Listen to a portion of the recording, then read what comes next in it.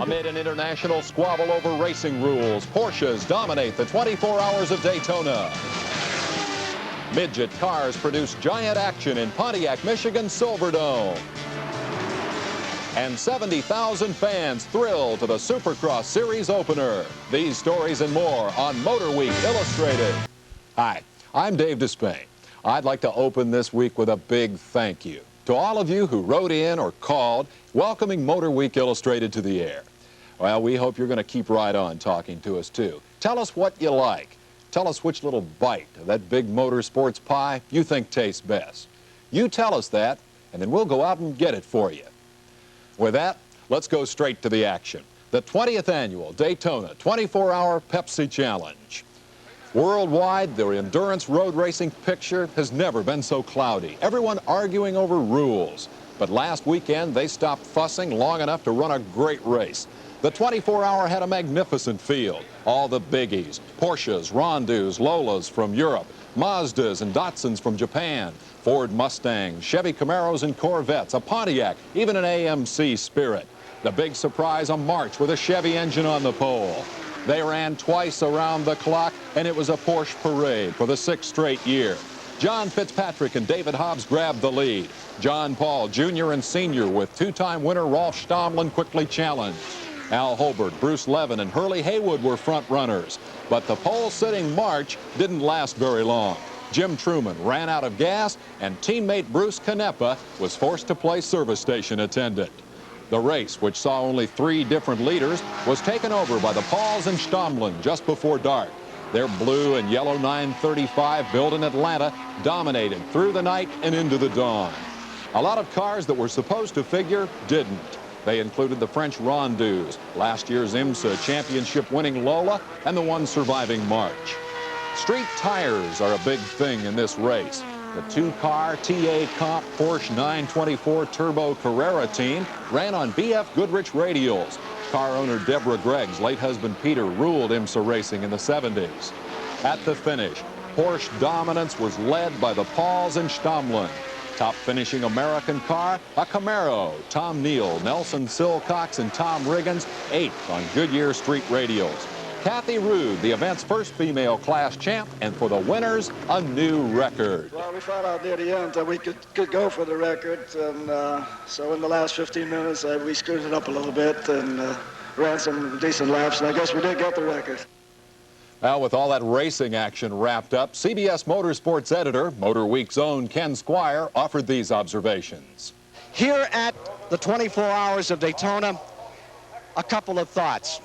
It has to change, and soon. Perhaps not by Saturday, March 20th, when they go to Sebring. But it can't be too long before those great days when Ford gave us those great victories, 66 and 67 at Le Mans. Or remember 1966, when the Ford prototype Mark IIs came across this line 1, 2, and 3. Let's hope that happens again soon. And one final note. Although it was an abbreviated day, it was great to see Danny Ungaius back in competition after that serious crash at Indianapolis a year ago. Motorweek has all congratulations for Ted Field and Ungaius, and hope that 1982 turns out to be a royal straight wins after this start here at Daytona for them. Now, the controversy which cost Daytona its 24-hour world championship status. It all centers around car specifications. The World Makes and World Endurance Championships are now European series emphasizing fuel economy. But IMSA's John Bishop says that won't work in America. Well, we don't think that the racetracks in this country and the American audience really will be as enthusiastic for a fuel economy run as they will race.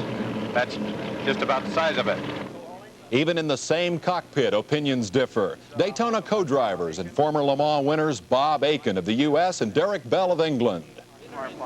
There's a lot of egos tied up in this thing, and they're going in 2 entirely different directions, and the Europeans have created a class that's extremely expensive to run in with very complex engines, with the idea of getting excellent fuel economy. Well, excellent fuel economy for a race car is 4 miles to the gallon, and I really don't think anyone should bring people's attention to the fact that a car gets 4 miles to the gallon.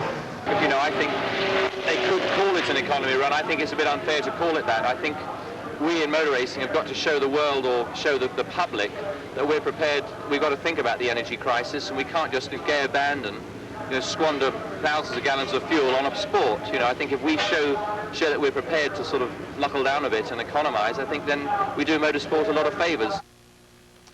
A new development came at the 24 hours. Daytona's Bill France Sr., one of the most powerful men in racing, was named by Alejandro Orfila of the Organization of American States to head a new Western Hemisphere Sports Committee. Ken Squire asked the question on everybody's mind. Will the OAS become a sanctioning body for international motorsports racing in the Western Hemisphere? Well, that is a touchy question, and he can answer by far better than me because he knows that. There's no plans for the OAS. We're trying to recognize the internationally recognized events that are come under the banner of the Federation International Sport Automobile. However, there are a number of events in this hemisphere that do not have that listing, and there are many contestants, both in athletic sports and motorsports, that need the recognition that this committee can give them. Ideally, you fans should have some say in all this, and you may have found a spokesman, race driver Pat Bedard of the staff of Car and Driver magazine. I think people go to see cars that go fast, cars that do things that they can't do on the street, cars that just perform amazing fantasy feats. Pretty, rainbow-colored, noisy, hairy, slide them around, spin the tires, go fast cars. And heroes driving them, too. Well, that's the 24-hour story. We'll be back in a moment with motorcycles, midgets, and a whole lot more.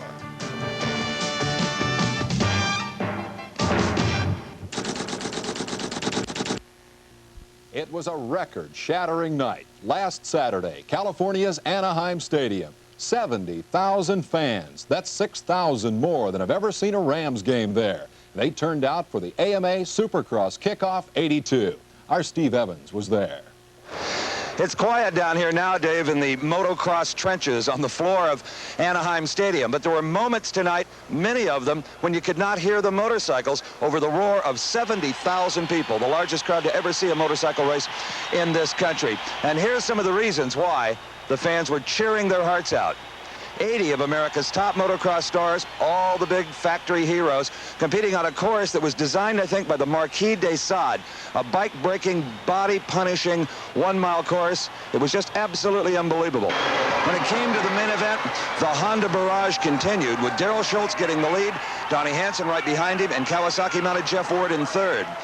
Schultz made a mistake, had to run alongside his motorcycle about 30 miles an hour, and later on Jeff Ward made an error also, and that allowed Donnie Hansen to take the lead midway through 20 laps and win his first ever Supercross championship. He was a happy young man. Donnie, this was your first Supercross win, I believe. Congratulations to you and Team Honda. Thank you very much. You got a nice start. You settled into second place rather comfortably, and Jeff Ward made a mistake, it appeared. Yeah, it took me a couple laps to get grooved in, but after that, I felt really good, and the bike was working good, and everything just went well. And Honda was more impressive tonight than they've been in a number of years, really, the whole team. Yeah, I think they're going to be a lot happier as the year goes on, because I think Honda's going to dominate this year.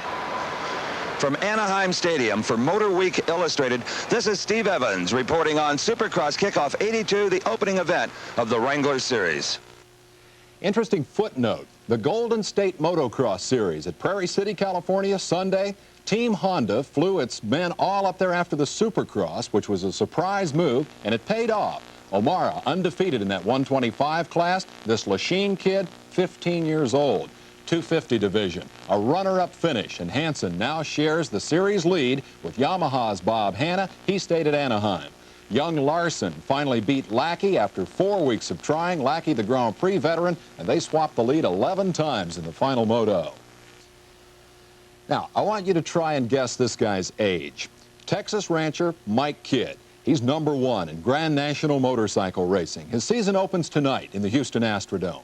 During the winter, Mike jumped from Harley-Davidson and Yamaha machines to a relatively untried Honda, and he told me that was a tough decision. Well, it was, Dave, because winning's the name of the game. And when I talked to Honda, they had a very strong program, and it impressed me, and they're very eager to win the Winston Pro Series title. Of course, there's a little controversy of me signing with Honda, saying that Honda bought the #1 plate, but realistically, I had to talk Honda into carrying #1. They wanted me to carry 72 for another season, and I just laid it on the line. I told them they didn't have enough money in their bank account for me not to carry the Grand National #1 title next year. How about that dues paying that goes on in the motorcycle business? Is this as tough a business as everybody says? Well, it's really up and down. I've broke my femur twice, and at one time back in 1975, I actually thought of giving it up. I figured that maybe it really wasn't worth it, but we stuck it out. And when I say we, that's my wife and I. We've been through a lot together, and sure enough, it paid off in 1981. It seems like things are really falling together for me now. When you talk about paying off, we hear so much about big sports salaries. Can a guy make a living at what you're doing? Well, 5 years ago, I was eating popcorn for supper. Now I'm eating steak. So winning's the name of the game. You can't be in the back of the pack and expect to make decent money. You've got to get up in the top. You've got to do an awful lot of PR, get your name around. Then you've got something to sell the companies. And I think right now we've got a good program going for 1982. Coming up this weekend, you've got the Budweiser Wild West Nationals. You're the hometown favorite down there, aren't you? Well, I tell you, I'm very excited about this one. It's not just another race for me. It's a new team, a new number. I had 72 since I was 14 years old. Now I get to bolt on that #1 plate, and I'm really excited about going to Houston. Mike, we wish you a lot of good luck down there this weekend. Thank you, Dave. Here's the surprise. The guy is 29 years old. He's been racing since he was 4. Now, Kidd and all the other Winston Pro Series stars are qualifying today down at Houston. Bob Varsha, what's the latest? Dave, the latest is that qualifying for tonight's Winston Pro opener in Houston is now complete. Mickey Fay was the quickest man, while defending Grand National champion Mike Kidd could only manage 4th on his new Honda. Tonight's action will decide Sunday's starting spots. Now back to you, Dave. There will be a party in Parker, Arizona this weekend. The Parker 400 opens the SCORE off-road season. 425 cars, pickups, four-wheel drives, Baja bugs, and motorcycles trying to avoid destruction in that cross-country 400-miler. The 3,100 residents of Parker figure the Pernod-sponsored race puts $2 million into the local economy. Motocrosser Brad Lackey making his off-road debut in that one, and we'll have an update on that later today. A whole lot of race results and the build-up to the Daytona 500 too when we come back.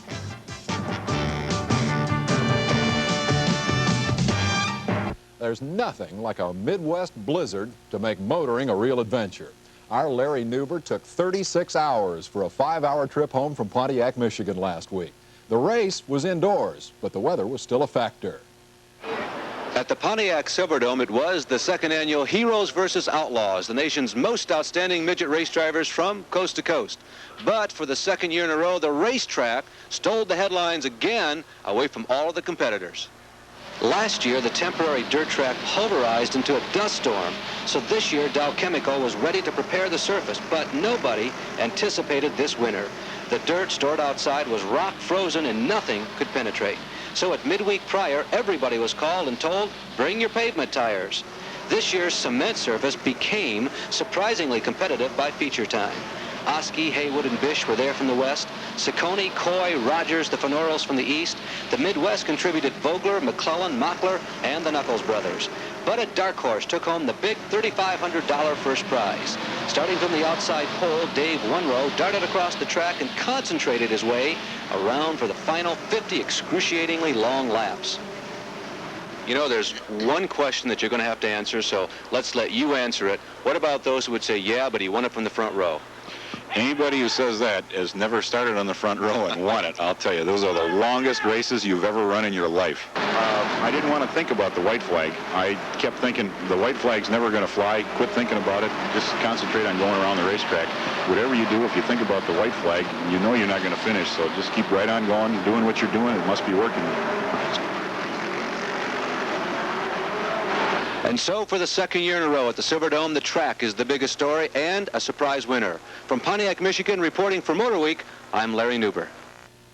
The Sports Car Club of America annual convention underway here in Atlanta. More on that next week. Tonight, the SCCA named Super V champ Al Unser Jr. as Pro Rookie of the Year. Meanwhile, young Unser's Indianapolis debut may be coming sooner than expected. He'll drive the 82 Can-Am Series, but owner Rick Gallis is also readying a champ car. Look for Little Al to do selected kart races this season. and that could mean on to the Brickyard as early as 1983. It's rural Americana in the heart of the big city. Last weekend's championship hot rod pull at the Omni here in Atlanta. Competitors from places like Warsaw, Kentucky and Pocahontas, Illinois. They ran 3 shows, each one a motorized earthquake. 32,000 uptown fans loved every minute. Dave Barnett, the big winner, he took 2 classes. Those thundering tractors and modified 4x4s are in Shreveport, Louisiana this weekend. 1982's first series championship is already on ice. Michigan riders dominating the AMA's U.S. Ice Race Wars. Garth Brown, number 15, with a 2nd straight crown. Brian Harden, Rookie of the Year, could be the sport's next big star. The Alabama gang went west last weekend, but Dixie stock car heroes Neil Bonnet and Bobby Allison both blew engine short of halfway in the Coors GE Silicone Copper World Classic. Bonnet leading at the time. The laurels to Colorado drivers. Sprint car pole sitter Gary Bettenhausen also blew while leading. Fry picks up his 2nd Copper World win. Schrader led the midget class all the way. He's also a 2-time Copper World winner. Back with all the news about the Daytona 500 in just a moment. The Daytona 500. It's the crown jewel of stock car racing. At Daytona International Speedway tomorrow morning, the Grand National Superstars run for the 500 pole. Then the local heroes from places like Keokuk and Fort Wayne tackle the super speedway in the ARCA 200. Finally, tomorrow afternoon, last year's Winston Cup pole sitters tangle in that 195-mile-per-hour classic, the Busch Clash. Those drivers drew for starting spots Thursday, and our Ned Jarrett was there. The $190,000 Busch Clash has become one of the most popular events during Speed Weeks at Daytona. Drivers qualify for participation in that race by winning a pole. 13 different drivers won a pole during the 1981 season. The grid was set on Thursday for the 50-mile race. The drivers threw darts at a board, and depending on the number that they hit would be their starting position for Sunday's 50-mile race. And when it was all over, 2 newcomers to the Busch Clash will be starting on the front row. Terry Labonte drew the number 1. What does it mean starting up front? Well, I think it'll just be it'd have to be an advantage starting up front because with 13 cars and they all run, pretty close to the same speed. Nobody really has a big advantage on anybody. Another one of the young lions in racing is Ricky Rudd. He'll be starting on the outside pole. Ricky, I know that you have to be pleased with that starting position. Well, I really am, Ned. Most of these cars are just about the same speed within each other, and it's a lot of luck will play into it, and hopefully the starting on the front row will be an advantage.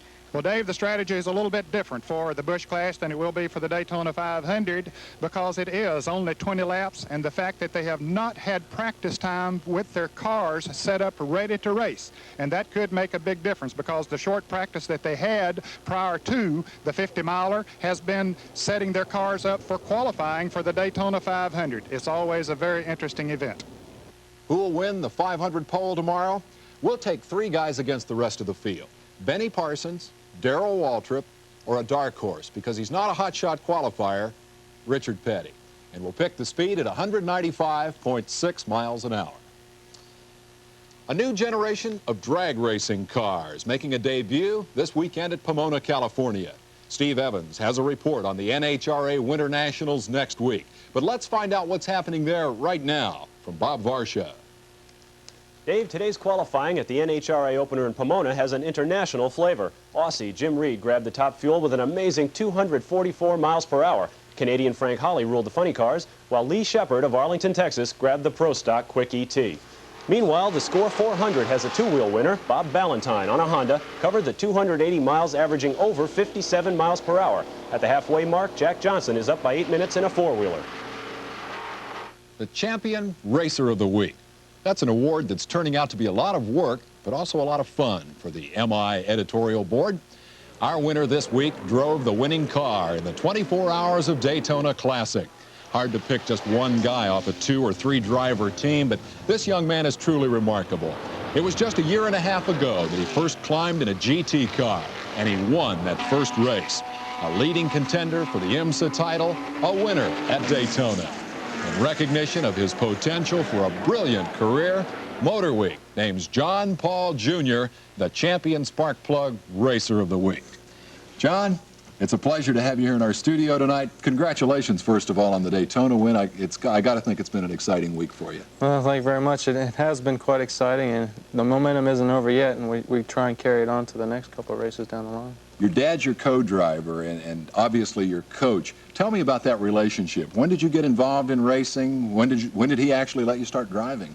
Well, I've been involved with the team on and off all through high school, and during the last couple of years, I've been running the team, and so to speak, and he's been doing the driving. He's two-time world endurance champion.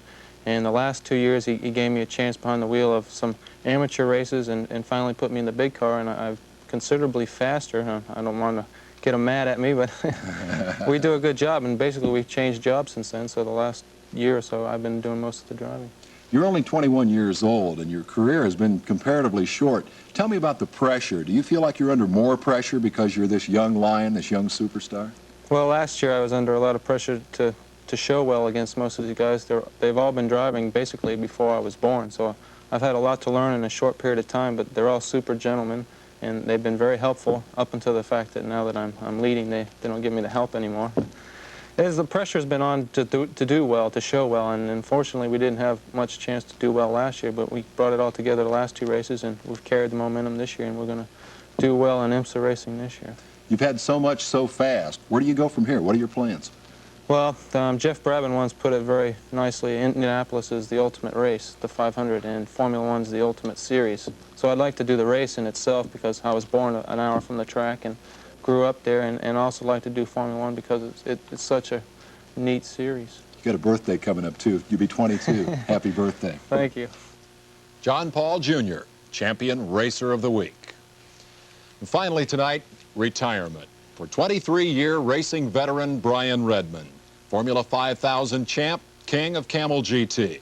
The moment of truth came last November at Daytona.